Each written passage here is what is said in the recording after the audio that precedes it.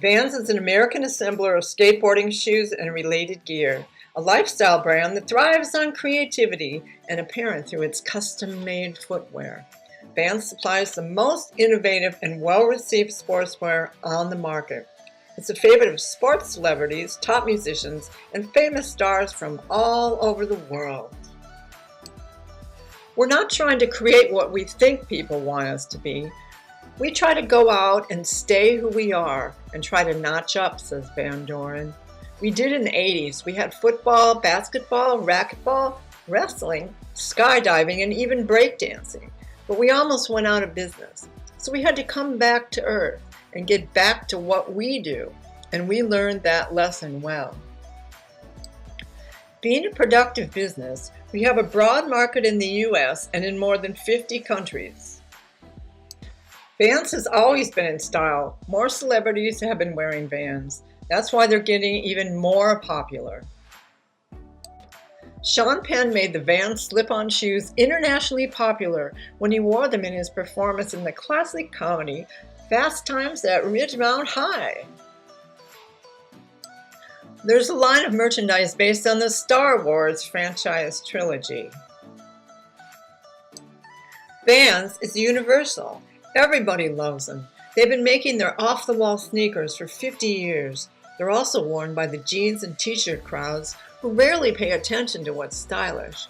What makes it all the more impressive is in the age of technological innovation is that it leaned on 5 classic styles to drive its cultural relevance.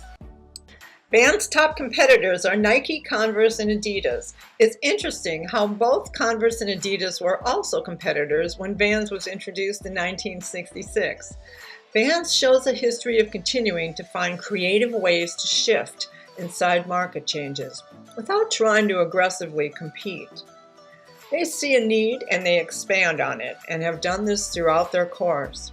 It's definitely a blue ocean strategy. The company was founded in March 16, 1966 by Paul and Jim Van Doren. They had 2 partners, Gordon Lee and Serge Delia. It was formerly known as Van Doren Rubber Company and changed its name to Vans in 1991.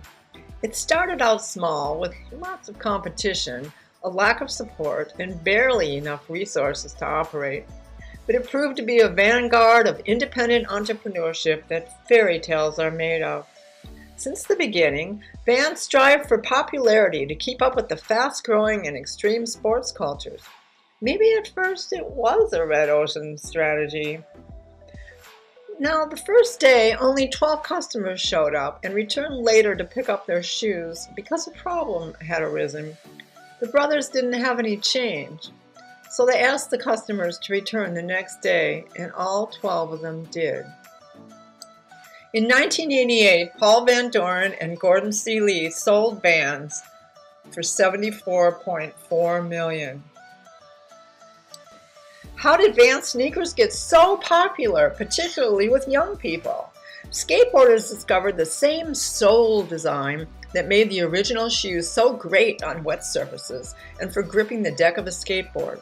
The soles were sticky. They were made of crepe rubber, which is soft and grippy. There wasn't a separate skateboarding shoe.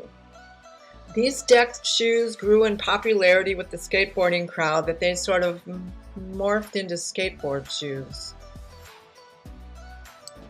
The millennials are the primary consumers as well as the demographic most likely to experience something new.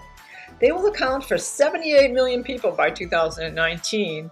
The checkerboard slip-on became cool with the downtown New York hipster crowd. When they embraced it, the style started the journey into mass consciousness and popularity. There was really only one way for the situation to go. The market started to flood with cheap knockoffs. Vans is also a partner with Disney, using characters such as Mickey Mouse, Donald Duck, and Winnie the Pooh.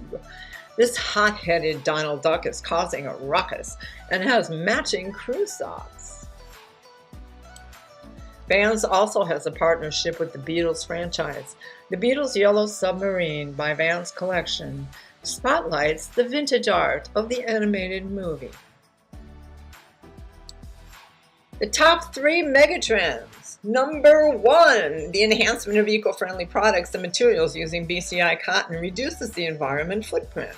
Number 2, soul technology to maximize production figures. Number 3, they focus on art, music, and action sports, and street culture. The 4 actions framework. Eliminate selling to retailers. Raise the ability to get close to customers. Reduce time between concept and production, and create a skate culture that Vans is synonymous with. That includes people by letting them experience the brand. What a concept. Vans is at the top of their game with price, style, design, comfort, lifestyle, and the cool factor. They introduced a value innovation that was a custom made-to-order product at a low price, between $2.49 and $4.99 a pair. They focused on skateboarding shoes and the cultural levers of the sun-kissed California, which blossomed into commercial and branding success. Vans has become a $2.3 billion powerhouse. Their estimated annual revenue amounts to $452.3 million. The ongoing energy and heat behind the Vans brand continues to grow. They have no worries about the future. The brand is stronger than it's ever been. The company is on track to become a $5 billion brand by 2023. I'm sure this company will become even more successful.